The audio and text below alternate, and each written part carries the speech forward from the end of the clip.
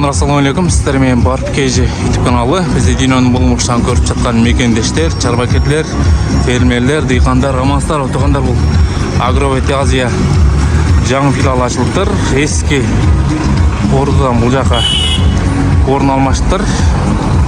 Келип ушул жерден өзүңүздөрдүн керектүү каражаттарыңызды алсыздар болот. Дары-дармек жана үрөөнгө уруктар. Туугандар, дарегini айта кетсек, дареги бул жагы Байыл базар. Байыл базардан эле солго бурулганда бул жагы Ырысқа өтүп кетип атканда мына ошого жакшы филиал ачылыптыр. Лайк басабыз, достор менен поделиться кылып бөлүшөбүз. Туугандар, аткарылып жаткан учуру, анда эмесе келиңиздер мына ушул бүгүнкү ачылыш аземди, бүгүнкү иш-чараны ачып берүү үчүн мына ушул Агровет Азия компаниясынын Жалал Абад шаары боюнча аптекасынын өкүлү Абдимитал уулу Али акебизге сөз берели. Бир кол чап койбойсуздарбы келиңиздер.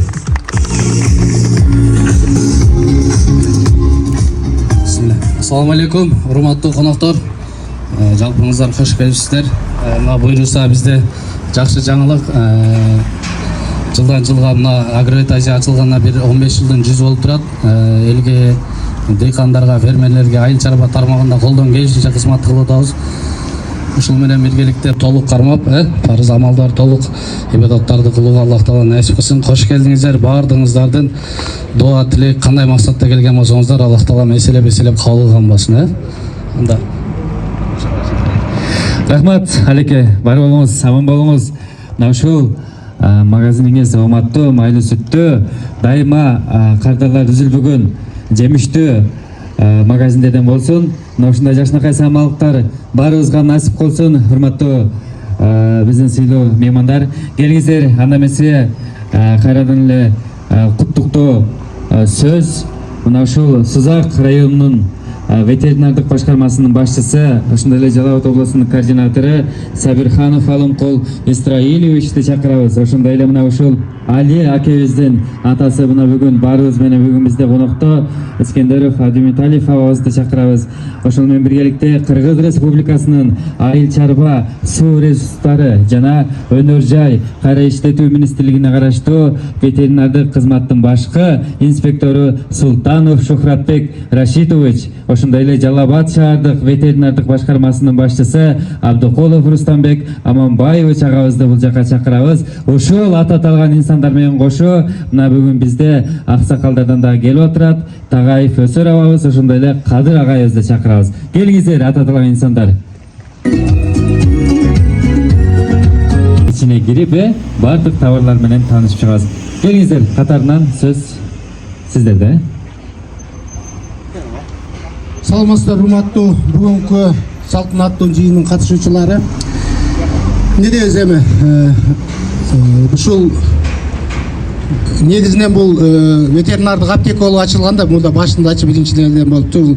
Эми муну азыр али айтып кеткендей бул 15 жылдын жүзү болуп атат. Недебиз али сага ушул Агровет Азия ветеринардык аптекаң кут болсун. Сен жамаатыңа, сен өзүңө үй бакытты алгыла, ден соолукту, эч убакыт жамандык көрбөй, жакшылыкта ушулар жакшы элдин кызматын кылгыла, ден соолукту алгыла. Эми муну чын айтканда мындайда бул эпизодияга абалды азыр эми мамлекет тарабынан 9 эле ооруга дар берилет да, вакцина берилет. Андан сырткаркысын баардыгын бул элдер өздөрү сатып коет. Ошого дагы ушул адамдарга жана малдарга бирдей болгон оорулардын алдын алуу боюнча булар дагы чоң салым кошуп атышат да.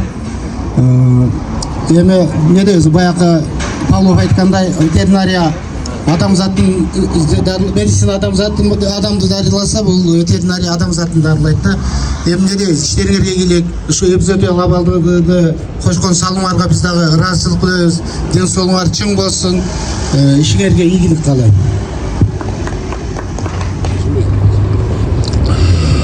Ассаламу алейкум, урматтуу ушул иш-чаранын катышуучулары. Мына бүгүн жакшы самалык болуп отурат. Агровет Азия бул жерде автовокзалдын алдында болчу. Бияка жаңы конуш болуп атат. Али укам ушул жаңы конушуң кут болсун. Ушул жерде жамаатың менен ушу кыргыз элине керегин жараган кызматтарды кыла бергиле. Муаз Алым Кокам айтып кетти, эпизодия абал боюнча. Эпизодия абалды туруктуу сактоодо силердин жамаатыңар менен мээнетиңер күч.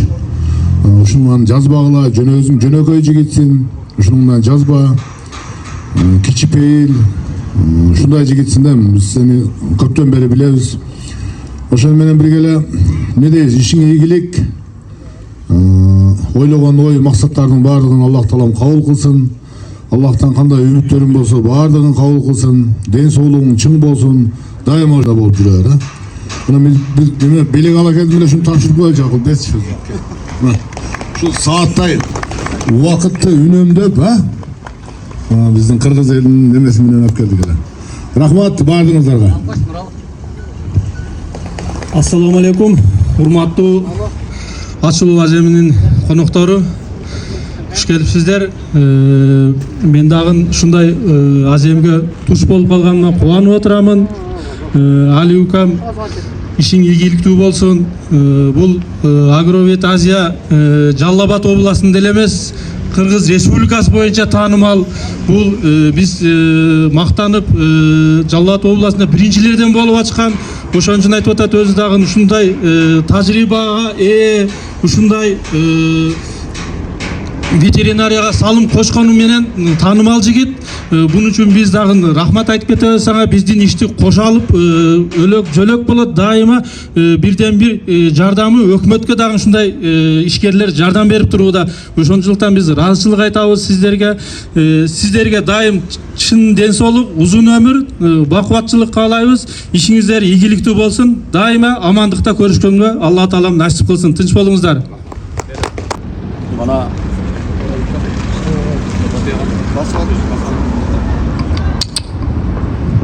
Ассаламу алейкум.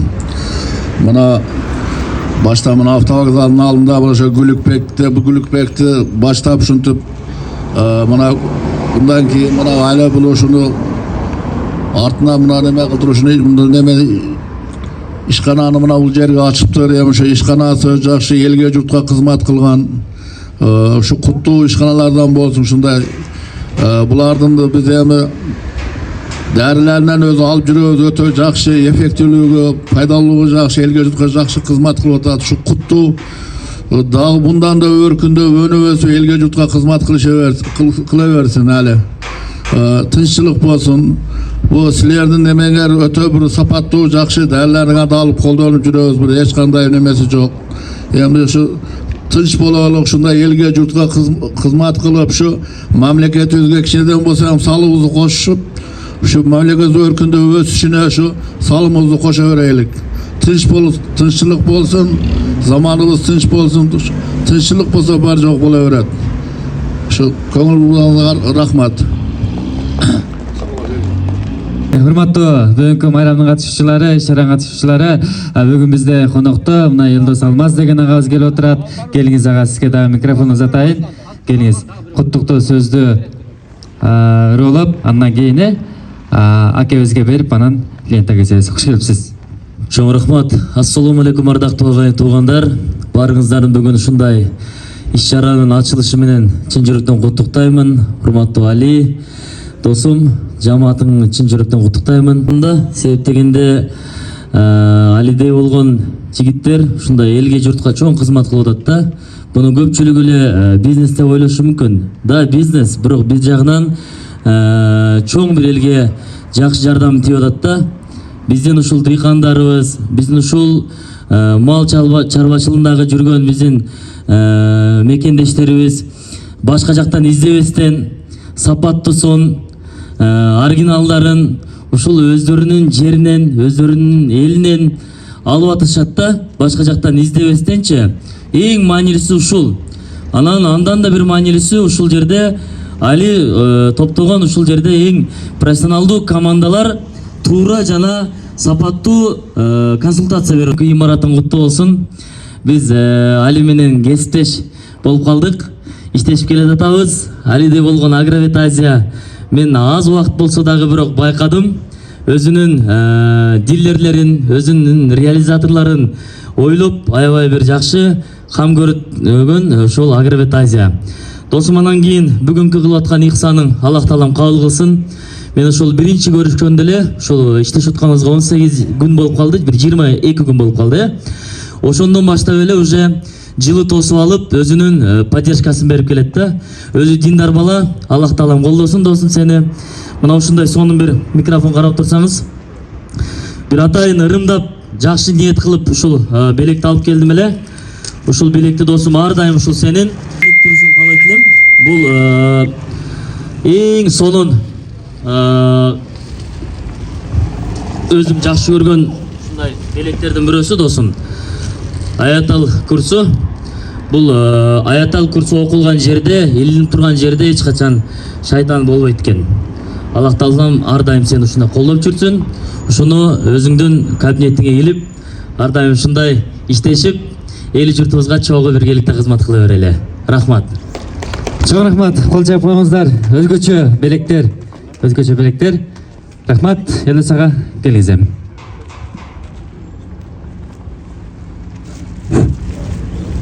Ассаламу алейкум, урматтуу конок.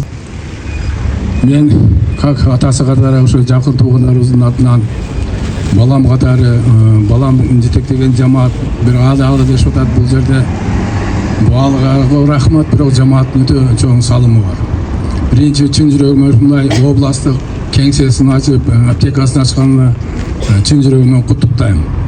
Анан баарыбыз туугандар кичине 1-2 мүнөт убактыңыздар айып этпейсиздер. Бул аптекада эле сөз болуп атат. Буга себепчи эмне? Буга себепчи болгон ветеринардык кызмат. Бул ветеринардык кызмат ким? Ушул жерде тургандардын ветвраштардын өздөрү көбү билбейт. Бул ветеринардык кызмат эң байыркы, эң керектүү адис туугандар. Мына Алым Кулукам айтып өтүп кетти. Эң керектүү адистер өтө көп. Ошонун бири медиктер. Медиктер эмне кылат? Алар толку адамды гана дарылайт. А биз адам затын тарбиялайбыз. Ветвраштар каерде иштейт? Мен сиздерге айтып кетейин. Ветвраштардын пациенттери биринчи космоско учурулган туугандар. Аэронавтикада бар, военныйларда сөзсүз бар. Себеби жаныбарлар тууган элдер көп, ошонун ичинде биологический оружие колдонулат. Ветеринардык кызмат ал жерде да сөзсүз бар. Поезд жолдо бар, транспорттун бардык түрүндө бар. А базарларда болсо ветеринардык лаборатория коюлмайынча азык-түлүк базарларда иштөөгө уруксат берилбейт туугандар. Бул ветеринардык кызмат иштебеген мындай чындыгы бөлүм жок да, почти баар жерде бар. Анан мындай ветеринардык кызматтардын ичинен өтө эмгек сиңирген ветеринарлар көп болгон. Например, согуштан мурда Дорогов деген окумуштуу дары чыгарганда бүткүл дүйнө боюнча талаш суранышкан. Аны доктор, медиктер бизди саапт аркылуу кошкула, биз сразу адамдарга да колдонууга уруксат беребиз дегенде ал киши жок деген. Орустар туура калды да. Ошону бүгүнкү күндө силер сатып атасыңар. АСД 2, АСД 3 деп туугандар. Бул ветеринардын кызматын, сиңирген кызматын айтып отурсаң, эсеби жок. Бүгүнкү күндө өнүккөн мамлекеттердин мен бул сөздү айтып атканым мааниси эмне? Ветврач десе мал менен эле дейт да, анан аптека башканы айтпайт. Туугандар өнүккөн мамлекеттерде биринчи таможняда, чек арада ветеринардык кызмат турат. Андан кийин коопсуздук кызматы, ЦРБ, МАСАТ, СМБ турат. Андан кийин таможняларга уруксат берет. Ветврач уруксат бермейинче ал жок. Дагы бир кызык факт бүгүн. Ветеринардык кызматтын эң керектүүлүгүн далилдеген факт бар. Бул экинчи дүйнөлүк атамекендик согушта 20 миллион адам өлөт. Караңыздар, партизаны башкасы болду. Ал эми 18-22 жылдары Европанын өзүнө птичий грипптен 40 миллион адам өлгөн. Ошон үчүн өнүккөн мамлекеттердин бардыгында бир 4-5 адистик болсо, ошонун бириси ошо ветеринардык кызмат болот. Мына ушул жерде келип ветеринардык кызмат аркылуу отурабыз. Ветеринардык кызматтын өзүнчө бөлүнүп кетет. Ошонун бири бул балдар иштеп аткан аптека. Аптекада иштегендер өзүңөр силерден сураганча таза жакшы иштегиле. Себеби дегенде силер ушул иштеген менен туура өзүңөргө жаннатка жол ачып атасыңар. Пайгамбарым айткан, соодада береке бар деп. Соодада береке бар деген. Эгерде сен деген адамдарды разы кылып сооталасаң деген, 3 турган муа деген бейиш болот деген. Ал бейиш толго, ал бейишке периштелер чыгат экен. Периштелер чыгат, күнөө кылышты билбеген. Периштелер деген эмес, шейит кеткендер. А силер ошондой соода кылсаңар, бирөөлөрдү ыраазы кылып, Кудай кааласа шейит болуп жаннаттан орун аласыңар. Бул рушка бар. Ал эми эскертүүсү да бар. Ал эскертүүсү кайсы? Эгер алдап, жалган айтып, жалган соода кылып, же болбосо таразадан кичине алдаган болсоңор, анда бейиштин жүзүн көрбөйсүңөр. Көпкө чейин өтө тозокто кыйналасыңар. Бул менин сүйлөгөн сөз эмес, бул пайгамбарым сүйлөгөн сөзү. Туугандар, ошон үчүн ушул жерде иштеген бүтүнөй ветеринар аптекалардын жамаатына мен Алла Тааладан тыйып кетерим, чындыгы соолук, тинде соолук. Иман берсин, ынсап берсин. Алла Тааланын иштерине берген бардык рызкыларына, рызкы деп эмнени айтат? Биринчиден соолук, билим, бала чака, небере чөбүрө, кармаган, тутканы, бакканы бардыгы рызкыга кирет. Алла Таалам ушу силерге берген рызкыларын берекелүү кылсын Алла Таалам. Алла Таалам ошондой эле ушул жерде отургандардын башын силер ушу аптекар кызматкерлери биздин атыбыздан келген жамааттын атынан үй бүлөңөрдү, бала чакаңарды уруктуганарды биздин атыбыздан силер куттуктап койгула. Рахмат көңүл бургандар. Келиңиздер мынакей биздин алекебизге биздин жакын саналаш агалар, инилери, достору өздөрүнүн атаган белектерин алып келип сыйлап урматтап аткан кези мына ушундай жакшынакай самалыктар баарыбызга жугуштуу болсун. Кудайым кут кылсын. Бар болуңуздар, аман болуңуздар, эсен болуңуздар. Чоң рахмат. Келиңиздер Алекан эмес урматтуу аксакалдар. Мына ушул биздин лентабызды кесип, магазиндин ичинде. Жалпы бери ушул компанияны компаниямен соода кылып иштешип аябай пайдалуу нерселерге ээ болуп турабыз. Келиңиздер, казактар көбөйсүн, Кудайым кут болсун. Берекелүү, майлуу сүттүү магазиндерден болсун. Келиңиздер, астанамызда эч убакта кандай үзүлбөй, дайыма силерге толо болуп, соодаңыздар узайбы. Кол коюңуздар.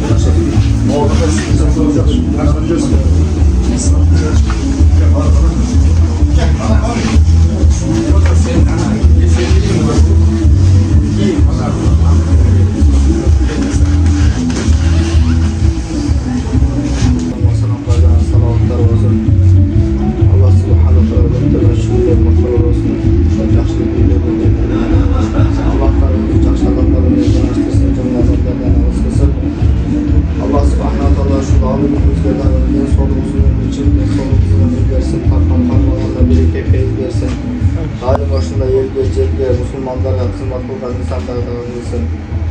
Uşul жерде иштеген жамааттардын Аллахым иштерине ийгилик, кандай гана жакшы ой максаттар болсо Аллах Таала ошол ой максаттарына жеткирген болсун. ربنا آتنا في الدنيا حسنة وفي الآخرة حسنة وقنا عذاب النار Kim Mutalaka? Mıydı Mutalaka, siz mı durasınız? Siz atasınız. Atanın atası değil. Alamga жетет дейді. Анысың арында сізге бата сөз беріп отқаннан кейін сіз дуа берерсіз. Жоқ, мен бұл жақ шықырғаным мен берем азыр. Мекке Мединеде оқып келген жоғарғы білімді Аны шүнтамыз. Майлы анасы. Анасы омин. О Раббим, үмметім деп жаратыпсың. Бірінші шул жерде алақаны жауып тұрғаның баарыбызды ошондой эле бүткүл дүйнө өзү боюнча ыймандуу эркек аялдардын билип кылган, билбей кылган, кастан кылган, ачыктан ачык жана купуя сыр кылган күнөөлөрүн ошондой эле ашыкча кетирген ысырапчылыктарды кетирген Алла Таала кечирген. Чын ушул жамаатта иштегендердин баарына чын денсаулыктар, узун өмүр бер. Алла Таалам ушул дүкөнү болобу, кармага туткан бакканы болобу Алла Таалам берген баардык ырзыкчыларыбызды берекелүү кылгын Алла Таала. Эли журтка кызмат кылуусун насып кылгын Алла Таала. Мен Алла Таала бул ушу адам затын сактоо үчүн ушул жерде эмгектенип иштеп атышат. Бул мал чарбачылыгы болобу Алла Таала, ушу дыйканчылыгы болобу Алла Таала, ошол баардыгына береке Кем өзүнө кайсыңыз? Мен ағыла şu demeli bana açılışına katışıp oturağız. Şul elge cübba hizmet kılsın. Şu bana işlep atkan baldardağı şu vaktılı oluş elge hizmet kaza hizmet bulardan nemelerden biz faydalanıp yürüyoruz. Öte kaza şunda жақшылыққа kılıp var жоğun bolğanda bol dıykançılıkta bunu deri dermekten alıp faydalanıp yürüyoruz. Şul жақсы niyetlerden salıp bulda elge jurtqa hizmet kılış degen bu. Elge jurtqa hizmet kılış öğretsin, den solukta olsun. Buna atası, bana atan var eken, hala şul atan var bu baktılı olsun. Şunda işgal elge jurtqa hizmet kılıp, bundan da örkünde dağılmalar respublikalı dengelerde nemelerde açıklanıp şunda elge jurtqa hizmet kılgan. Şu izi kutlu olup şu yerin örkünde önümüz elge jurtqa kılgız eline hizmet kılıversin. Allah'a akbar. Oldu? Baydım ne derdim ya? Mehmet. Yeni de balasına hiç kim dua kılalmaydı da anın sığarında ben İtalya'ya koşuyorum. Mesela ben biz kança yıldan beri, ben 93 yıldan beri işlesem 93 yıldan beri işlep geliyoruz. Ansarım ne deriz? Aile, sen kolektifine bütmedin ne deriz? İşlerine ilgilik olsun, den solukta olgular. Bundan da ölüyorsunlar. Bir o asarcı biz sırağa memelerde ap gelip verelmek asılar. Şunu davundan meme kılgılar. Ne sebepten biz asarcı arzu ağan dari üçün Bişkek'e zakaz verip otağız da arzu ağan nesne üçünçe oşa sebepten meme kılıyor bile. Basımdı. Ösümdük öyle basım jasayabilir köp çötükende. Veterinariyaga meme kılgılar. Ricetenler. Ne adam zatlı darlar.